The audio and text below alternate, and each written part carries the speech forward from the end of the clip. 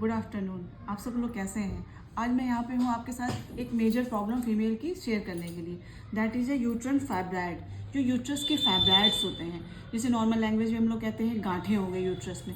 Uterus में जो गांठें होती है वो भी कई प्रकार की होती हैं। इसमें जो आपके जो यूट्रस की जो मसल्स में होती है उसको बोलते हैं इंट्राम्यूरल फाइब्राइड।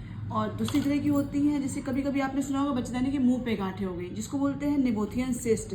वो एकदम यूट्रस के जो सर्विक्स होता है उसका, जैसे नॉर्मल लैंग्वेज में उसका मुंह बोलते हैं, वहाँ पे सर्विक्स पे होती है, इसको बोलते हैं नेबोथियन सिस्ट। कभी कभी जो गांठें होती है वो यूट्रस की जो कैविटी होती है, जहाँ पे आपका बेबी बियर करता है, जहाँ आपका बेबी बनता है, यहाँ पर भी कुछ गांठें होती है, इसको बोलते हैं पेंडिकुलेटेड इन द कैविटी में गांठें होती हैं। तो ये गांठें जो होती है ये भी कई कारण से फीमेल में जो बनती हैं, इसकी वजह से भी इनफर्टिलिटी कॉज होती है। कभी कभी होता है कि इस गांठों की वजह से आपको प्रेगनेंसी होने में प्रॉब्लम हो सकती है। इन गांठों का कारण क्या है? आजकल की हमारी सेडेंटरी लाइफ स्टाइल, जिसकी वजह से, और बाहर का खाना वगैरह जो खाते हैं हम लोग, कभी कभी स्ट्रेस भी हो जाता है, बहुत ज़्यादा हाइपरटेंशन या डायबिटीज़, और 1% केसेस में कभी कभी जेनेटिकली प्रॉब्लम हो सकती है।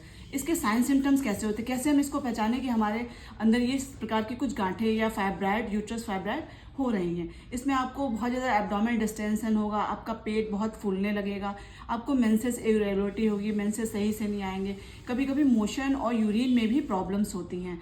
इसके लिए हमें आपको ये बताना होता है कि नॉर्मल आप अगर ऐसी कुछ भी आप प्रॉब्लम से फेस कर रहे हैं तो आप डॉक्टर से तुरंत मिलें। इसका एक यूएसजी, नॉर्मल यूएसजी जिसे बोलते हैं, अल्ट्रासाउंड में ही ये गांठें डायग्नोस हो जाती हैं। और जितनी जल्दी ये गांठें हमें स्मॉल साइज़ में पता चलेंगी, हम उतनी जल्दी इसका ट्रीटमेंट करके इसको ठीक कर सकते हैं। गांठें भी कई प्रकार, कभी कभी अनमैरिड गर्ल्स में भी ये प्रॉब्लम्स हो जाती हैं, जिसकी वजह से उनको पेट में बहुत तेज़ दर्द होना, बैक एक होना, कमर में दर्द होना, मेंसेस में बहुत सी प्रॉब्लम्स होना। तो अगर इस प्रकार की कोई भी प्रॉब्लम्स आपको हो तो अपने नियर बाय डॉक्टर से मिलें।